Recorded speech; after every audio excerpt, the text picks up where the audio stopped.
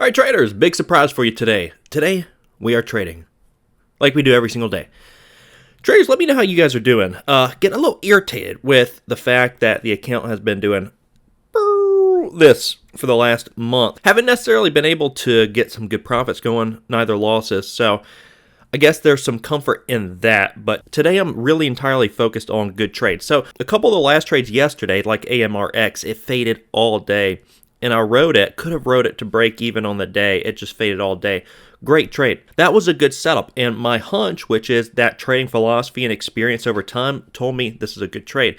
Whereas at the open, sometimes I'm trying to jump into these, expecting that fade versus kind of waiting and seeing what's setting itself up. So I want things to set up, and then I want to take a little bit larger of positions. I want to get going with this account. And I do want to stick to single entry, single exit. So I've been scaling into some of these. I think Nike, maybe another one yesterday. Some of these I've been hitting again at resistance, and I don't want to get into a habit of that. In times past, I've done that, and then when they don't work out, you tend to lose a lot more on those than just the single entry, single exits, just cutting for a minimal loss versus trying to fight it. You can say it's fighting. Losers add to losers, that kind of thing. I don't necessarily think with a large account it's a bad idea to start smaller, like a feeler position, and then scale into it. A lot of the best traders do that. It's just difficult with a small account because the ones that don't work out and you're scaling into a bigger position, you take a $100 loss here and then $20 wins on a couple others, and it hurts and you feel it. It goes from a feeler position to you're really feeling it. So I've been watching and studying and reading a lot from the late great Mark Douglas. Brilliant guy on the trading psychology aspect of it. I'm not even entirely sure he was the best trader, but he understood the psychology behind it,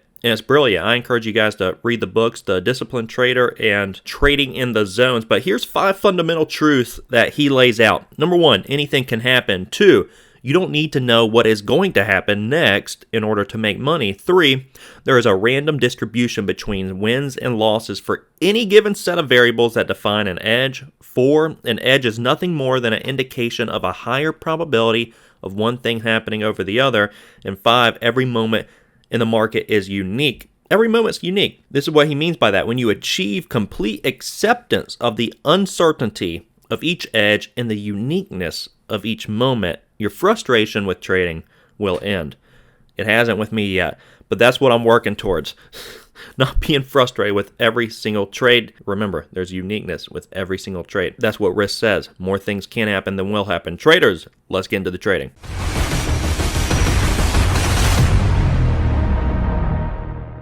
Yeah, the account, we've really gone nowhere. So it was down $30 yesterday overall, was down double that at one point. AMRX, this one faded all day. I had like an 868 average, I believe. That's what I'm looking to get involved with. Now, this one popped up towards resistance on the daily, up towards the 875 resistance. You see this line, rejected pretty hard and faded all day.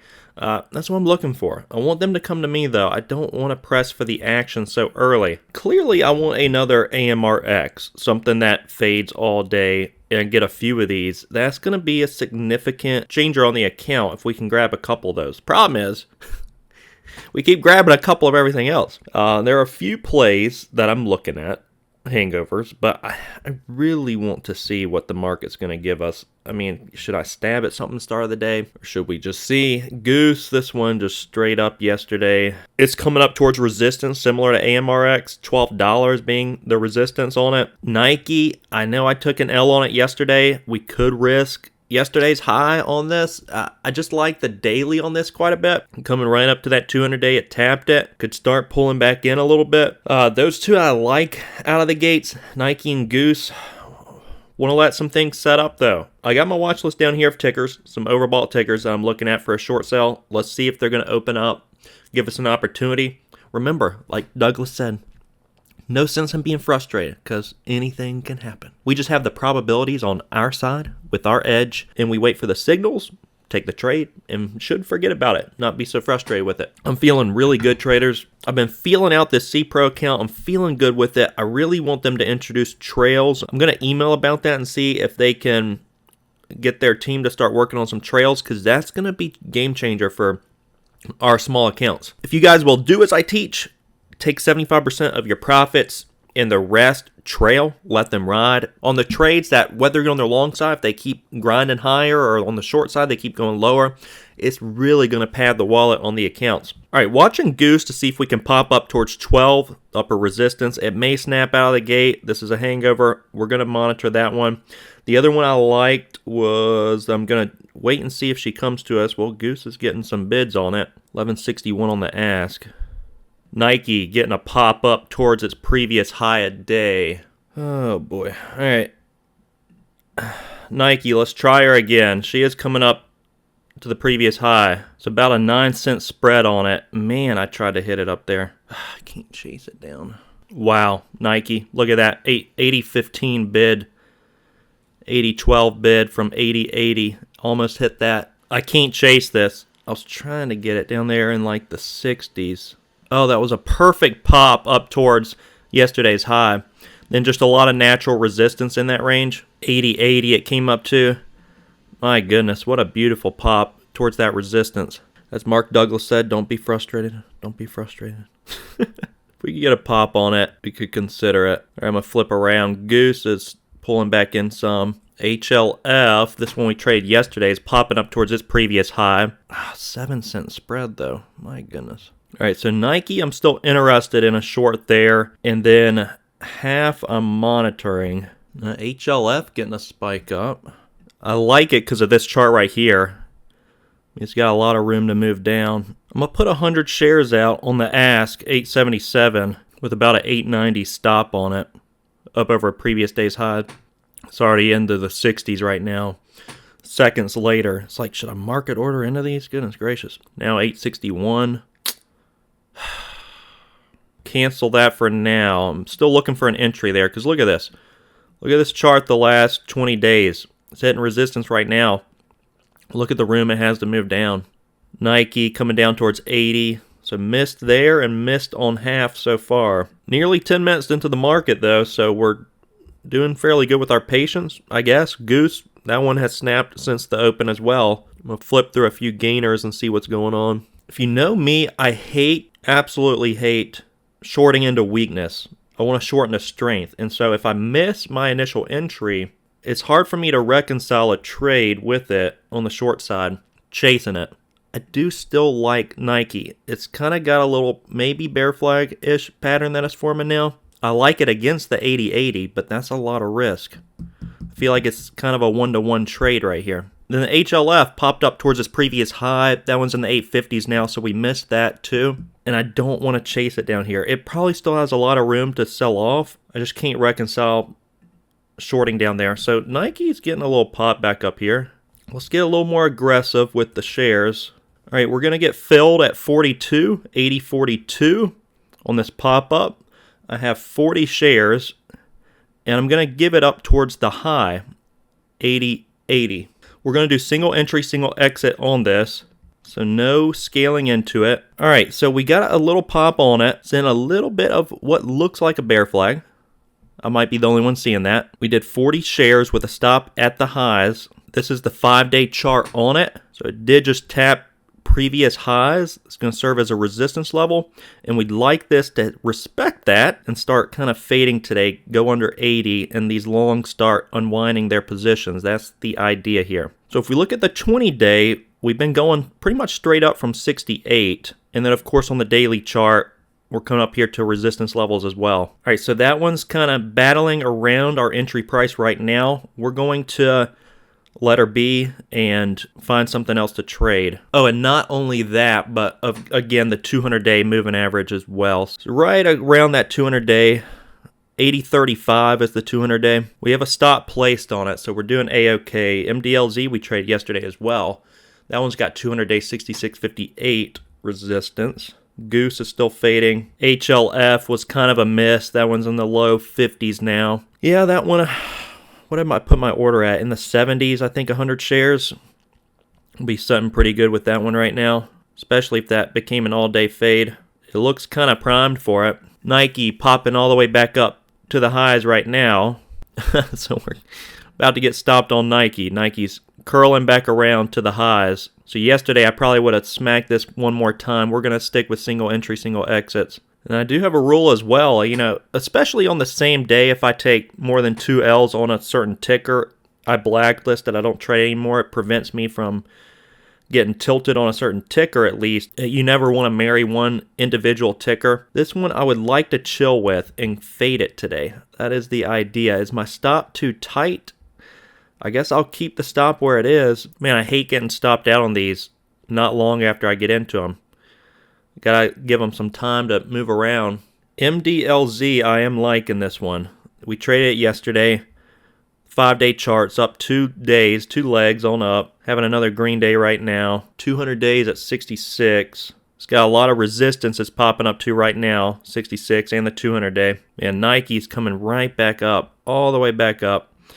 I'm about to get taken out on it. Unfortunately, straight up. Order filled. Nike.